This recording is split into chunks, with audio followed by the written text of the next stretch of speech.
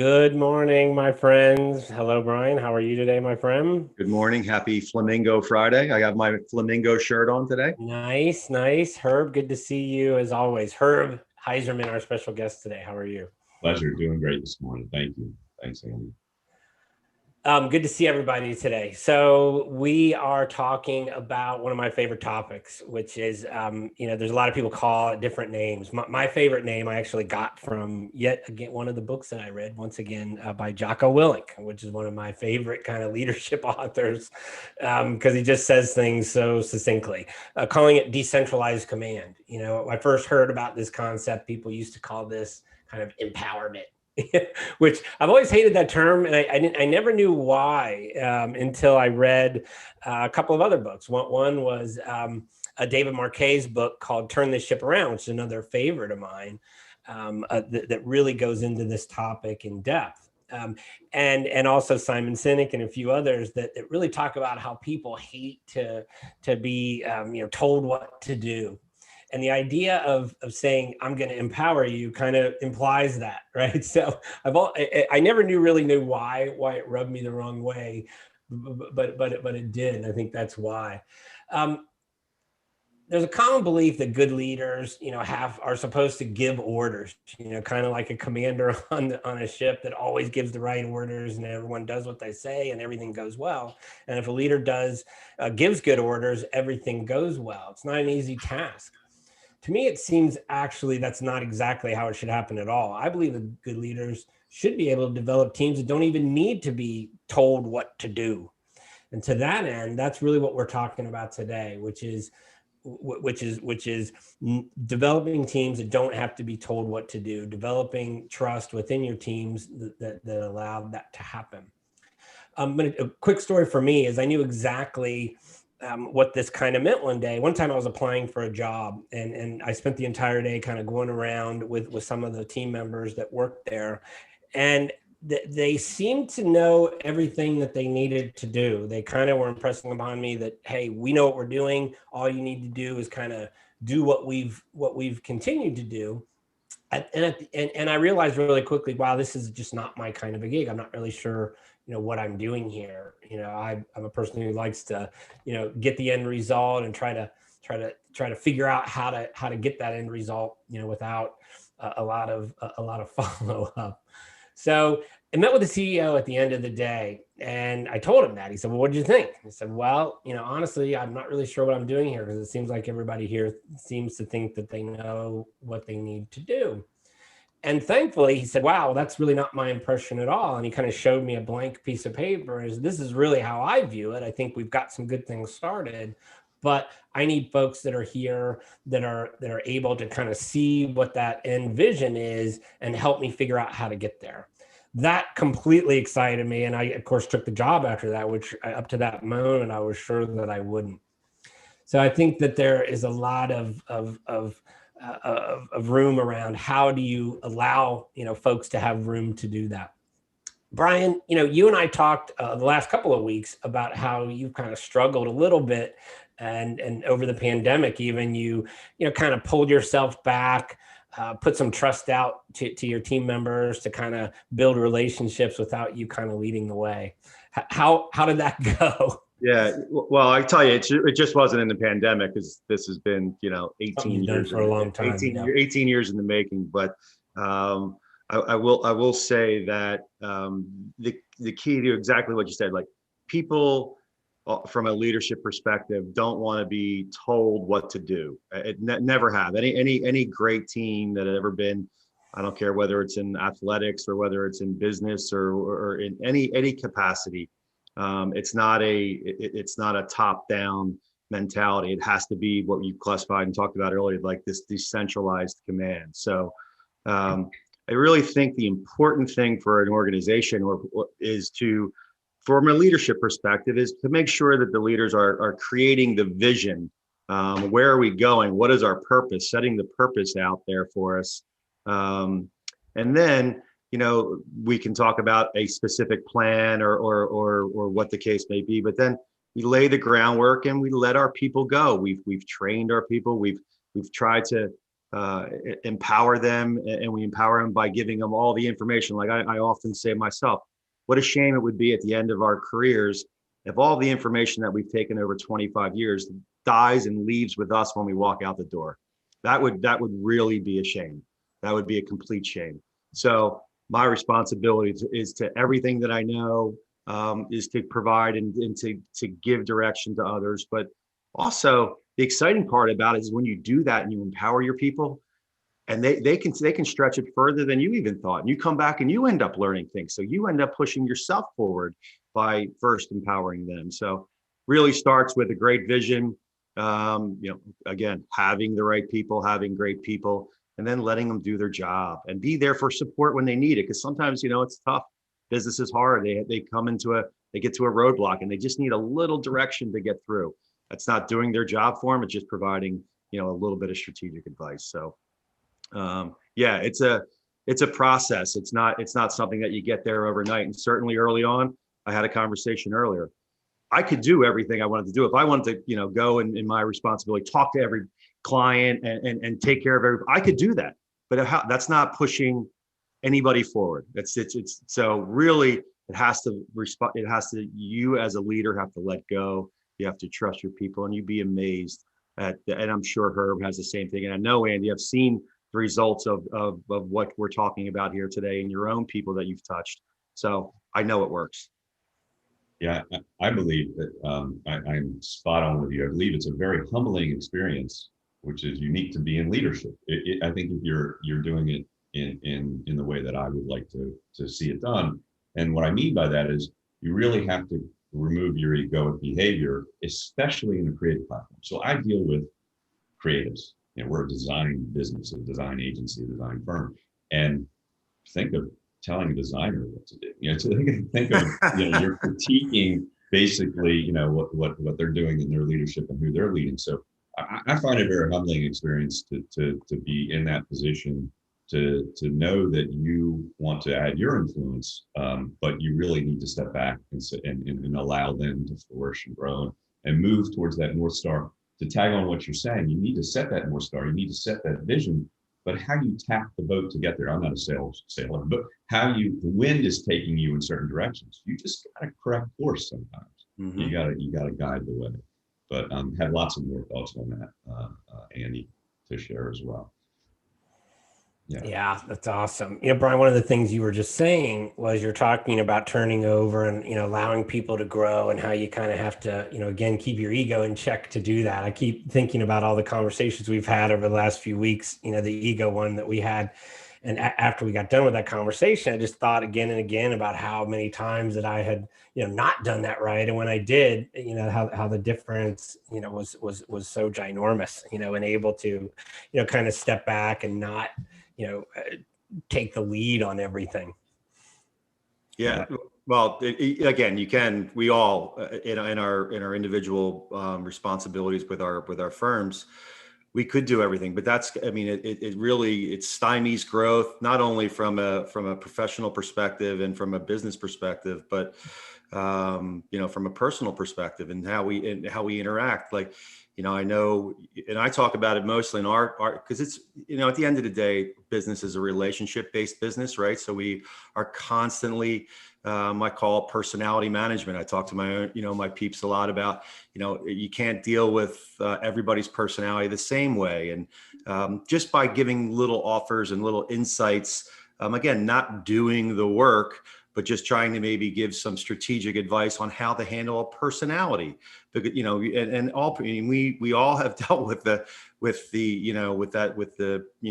narcissist. We've all dealt with that type A. It doesn't matter what we do, they're right and we're wrong. We've all dealt with that. So that really goes deeply into talk about letting your ego go. Sometimes you want to say you want to give that person a really a piece of your mind, but it's really in the best interest that kind of we back off. And again, empowering our people to learn those things on their own and just guiding them as we go. We're exactly what Herb said. Everybody's following that North Star, but let them go on their own course. But then we kind of give them a little course adjustments along the way. It's really, I think it's not a simple thing, obviously, when you're dealing with people and personalities, but it comes down to some few basic, ways to do business. Yeah. One of the things that was really helpful to me, and I learned this from David Marquet's book, because I was trying to come up with, okay, I love this idea. I love the concepts.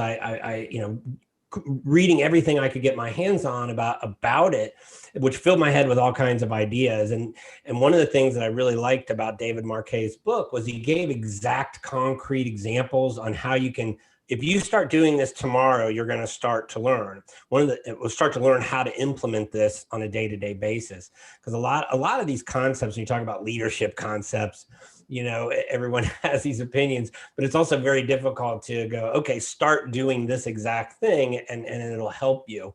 One of the things that he talked about in his book, and he actually wrote out a little card that's, he called it kind of the ladder of leadership, which sounds goofy, but it's a way of responding to folks, and you kind of figure out folks that you're working with. And this doesn't have to be subordinates. It can also be folks that you're working with on an equal basis. I'm working with other designers and other folks all over the place, and you're kind of figuring out where they are within their understanding. A new person in your industry might come up and at your team might come up to you and want to know what to do. And what is your response to that, kind of based on where their competence level is and how you get them to that, the ability to make all their own decisions, is kind of taking them up a ladder. And so one of the things he came up with was kind of, when someone comes up to you and says, tell me what to do, you say, well, what do you think you should do? And then it allows them to think about it and give you a response. And then when they come up and say, here's what I think we should do, you might say something, well, what do you recommend from here? And it allows them, again, the opportunity to give you the input on what they think they should do. Then after that, you're trying to get them to come up to you and say, here's what I want to do. I request that we do this, which I thought was really cool. And you say, okay, I agree with that. And to your point, Brian, you might be, guiding them in a little bit different direction while they're doing that. But if you notice that the language there is never about you telling them, it's always about trying to get them to get further into it.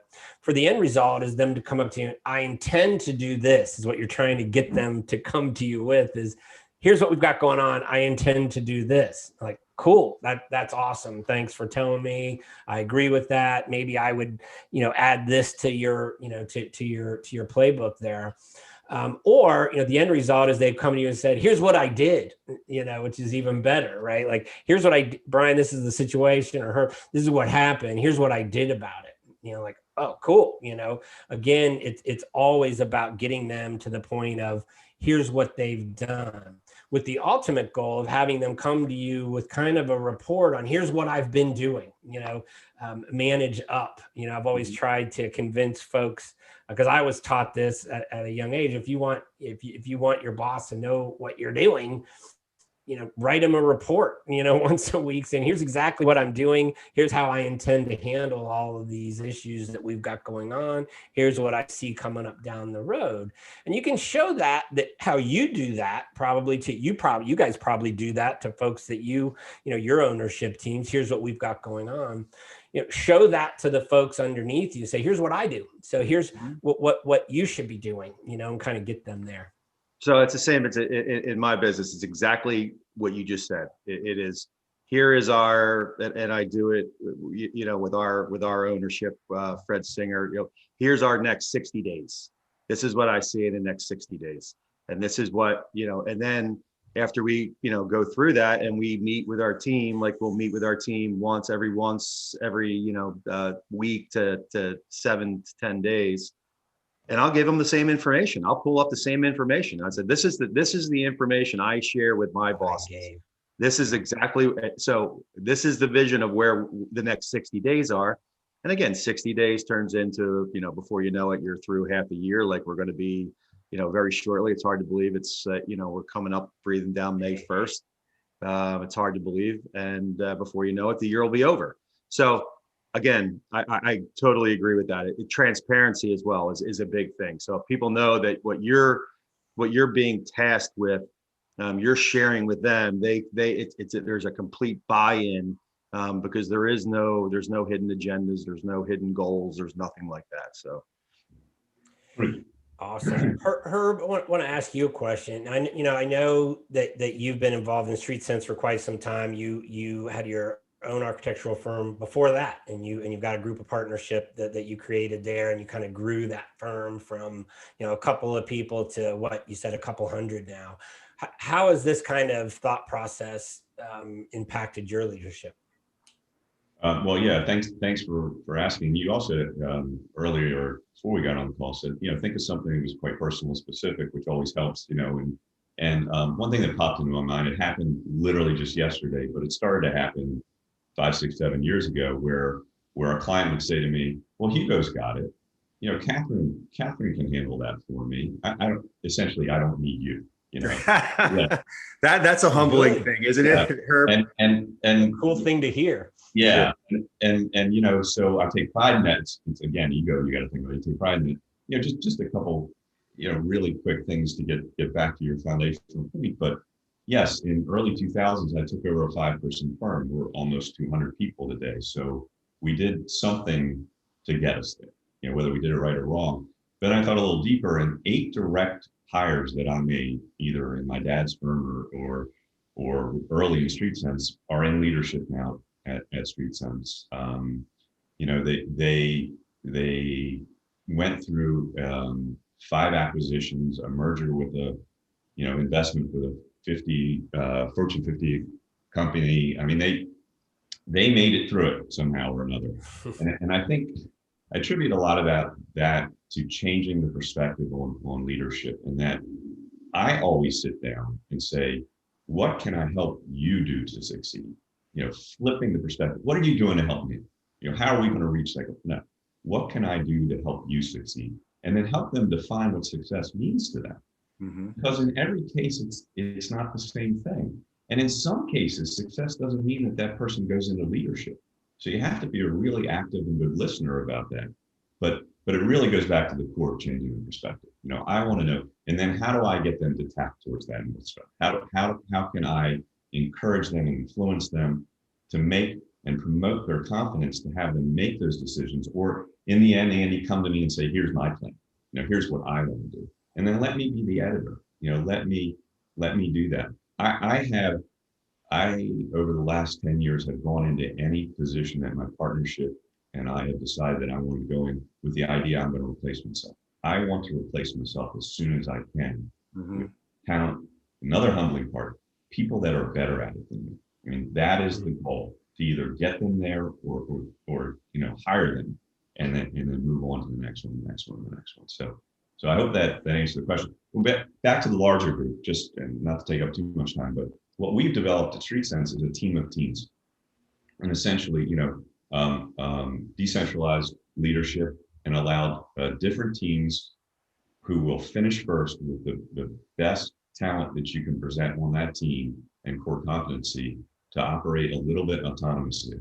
And then you have limited direct reports, but basically self-supporting teams within themselves, and give them good leadership and give them good guidance, and they get there. So you might have duplicative skill sets on the East Coast and the West Coast, but they work together and they collaborate. And if we decide we've got a restaurant in Hawaii that we're working on, but the team in New York is the best to do it, not the team in LA, then that's the decision making.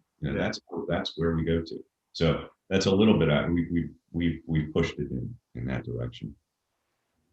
It's cool. I want to ask you, one of the things you talked about, which I thought was pretty interesting, which I've always tried to do, it sounds like you purposefully make sure that you've got kind of a personal plan with everyone that you're working with. You said that you like to make sure that you find success with each person, and kind of what can you do to help them get where they want to go, which I think is pretty cool. It's once again, it's great to have a thought about, hey, I want to do this, but if you actually make time and schedule that, say, okay, it's important to me that I have kind of an individual plan with every person, that you're responding to them individually. That's a whole lot different than saying, here, our policy is to support you. It's much different to dedicate that time when you're sitting down with each team member and kind of talking about, well, what is success for you? Where do you want to be in several years? And how can, whatever period of time, how can we help you get there? To do your job today. And then is that what you meant? Do you go to that extent with folks? Absolutely. And in some cases, I've taken what I think is an extreme case. There's a wonderful lady that worked for us in creative strategy, but her part-time job was a jewelry designer. We helped her open her store. I mean, her success, her goal was to start her own business. And sometimes it's worked their way out of street sense, and that's okay. The firm is not larger than any individual, and hopefully no individual is larger than the firm. So we want to promote success. We've had lots of people over the last 10 years who have left us for great opportunities and come back. I think that says something. It must say something. So yes, it's not me. I can't do it to 180 people, but if you again train and lift up great leaders, then they can carry that message along through. I don't know all those people anymore. It's my biggest, I don't want to say regret, but shame that I don't know everybody. You just can't do it. You can't connect. I love people, but you have to bring people along. Those 8 people, those direct hires I made, are making impact on those people. Right. So that's yeah. If you do that with those folks, right, then they're going to do that to the rest, which is really the only way you can gain. Have those companies that have super strong purposes are ones that do that. Right. I mean, it's one thing to put on the wall, hey, we're going to do this, but it's quite another to actually do it, and then to hold yourself accountable to it, which is, a whole nother topic I want to have on here, is holding yourself accountable to what you say, because a lot of companies say that they do the things that you just said. It's very different when you're actually holding yourself accountable. One of the things you just said that really, kind of was very encouraging is that you guys are open about, hey, you're going to help somebody gain their goals, even if that's outside of your organization. That does say a huge amount about, you're actually caring about the person. So I'm quite sure that that's why you've had folks come back, was because there's personal caring going on. We hope so. I mean, you get to a point where you can't have personal connection, I said, to everybody, but yeah, that is a philosophical thing. We want to create a legacy, and some people, you got to be realistic, or not forever street sense. They don't bleed yellow like you do. It's just that's not the case. So you have to get them to achieve, what their end success is. And even in personal life and professional life, success is very different to different people. Many of us focus on the monetary gains, and I am surprised that the people that are coming along, the people that are my children's age, that monetary gains are not necessarily what they're all going for.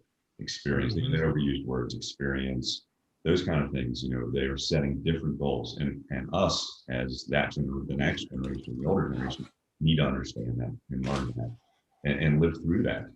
Because if you are going to elevate them, promote them, whatever you want to call it, empower them, and replace yourself, then you have to understand what their goals are. You just have to understand what success means to them. So, yeah, I found that very interesting. And it's refreshing, because I don't know about you guys, but in my career to date, I've heard those kind of thoughts almost never, right? No one at a job has ever said, hey, where would you like to be, in a few years from now? And how can we help you get there? And, the response I would have oh my God, I would run through rings of fire for somebody who, showed interest in me like that. Well, I mean, Brian, have you put people in place in leadership before, and you recognize somewhere down the line that's not really what they wanted? That wasn't what their desire was. It's happened to all of us so many times. I mean, I really think the key here, like you said, is allowing them to kind of find that that space that's right for them, whether it be in your firm. And in our business, it's a running joke. People never leave the business. If they might shuffle around and go somewhere else, so everybody always kind of ends up in the same way. So again, it comes back to treating people well, having good relationships. You obviously treated people well and had that personal connections. Otherwise, people would simply not come back when they had an opportunity to do that. And that says a lot about how an organization is run and how the leadership is run. There's no question about it. But I couldn't agree more with you in regards to hiring your replacement. Or I've said that for years. I want you want the people that you're developing to take your role at one point. That's our goal as a leader. I think that's ultimately your goal, is to be replaced. And if you can do that, and you can, again, put that ego aside, Andy, understand that it's not about you, it's about others. And I think that's when great things happen.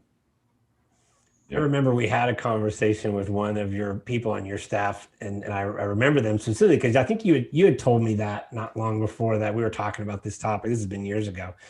And it was like, Brian's like, yeah, I want to replace myself. I'm trying to figure out what my next step in life is. I need to turn all this that I've built over. And I remember we told one of your younger folks this, and they were, what? No, yeah, that's what he wants to do. We need to get out of here. Him and I got other things we want to go do. We need you to take over to allow us to do that. So, step up, come on, And I remember it was a great conversation. It was funny. Yeah. There's a lot of ways we can go with this. One of the things that was important for me, as we talked earlier, is there's a lot of esoteric thoughts when you're talking about these topics, and one of the takeaways should be to put in place some actual steps to get you to being able to turn over command to folks within your organization. I'm going to read just a short paragraph from that David Marquez book. As more decision-making authority is pushed down the chain of command, it becomes increasingly important that everyone throughout the organization understand what the organization is about, which is what we were talking about, having clarity of purpose, as well as, and that can be a stumbling block for people. I talk to people all the time about what their purpose is, and it's kind of hard, to get your arms around what your, ginormous purpose is that's up here. But you can also have very clear mission purpose. It's very specific to a particular project or a mission. Here's what we're trying to get done with this particular mission or this project, or for a design project that Herb, you and I might work on, or Brian, a company or a restaurant company that you guys are working with. Here's what our specific purpose is. Our mission clarity for this exact circumstance, because people can get their arms around that. It's a little harder to get your arms around the positioning for the entire company, but much easier to get your hands around the specifics for that. So you can act on that by building trust and taking care of the people, using those guiding principles for the decision-making criteria. The next step in creating a great purpose is really having a clarity of what your principles actually are, and they have to be written down, and they can't just be vague, kind of statements of, hey, we like integrity. That doesn't mean anything. Enron had integrity written on their wall and meant obviously nothing. Use immediate recognition and reinforce desired behaviors. So, when someone does something right, be all about putting them up. Brian, we talked about this last week. Brian's really good at this. Hey, it's not me. It's everybody else that's doing this. Look for opportunities to show everybody that you're not the one, trying to take credit for what's happening. Absolutely not. And it goes back to, and I totally agree, in terms of setting, that clear statement, like with our team, we start, we start, if people have forgotten why we're here to make a positive difference in the lives of the people we interact with every single day, whether that be a coworker, whether that be the guy who's sweeping the floors in the warehouse, whether that be the person that we, whether that be in our role or out of a role, and then try to make a positive difference in the lives of the people we interact with every single day. If we do those two things every day when we wake up, we're going to be successful no matter what we do. And then everything else will go from there. And that's really on our own team. That's what we talk about. That's our mission statement. every day. That's, if you want to work on our team, this is who you are. This is what you have to be. And we, and then everybody does that differently, right? Everybody handles situations and relationships differently. So kind of getting back to that, there are some core issues that we we feel that we must have as leaders and want to implant in our teammates. And then there's, how they go about doing those roles. So really important why you're doing it, right? Gets back. This thing could go on for hours, and quite honestly, so. Yeah, and probably shouldn't. So Right. Everyone knows I talk too much, so I'll try not to do that. In closing, I would just would want to say, if you want to deal with emotionally intelligent people, here's who you call. Brian, as you just heard, he leads a great team at Singer Equipment. They're probably the best restaurant equipment firm I've ever dealt with. They do an awful lot of good design work as well. They're probably got one of the better design folks. Their team there is highly skilled. I would not take the credit for that. I appreciate you saying that, but it's I was glad to participate, but it's on them. Herb's company, Street Sense, is a company that does have a purpose and a lot of good folks that work there, and we appreciate you coming on today, and we know that you embrace a lot of these philosophies. So thank you, my friends, for showing up today. I am going to close us out. Thank you.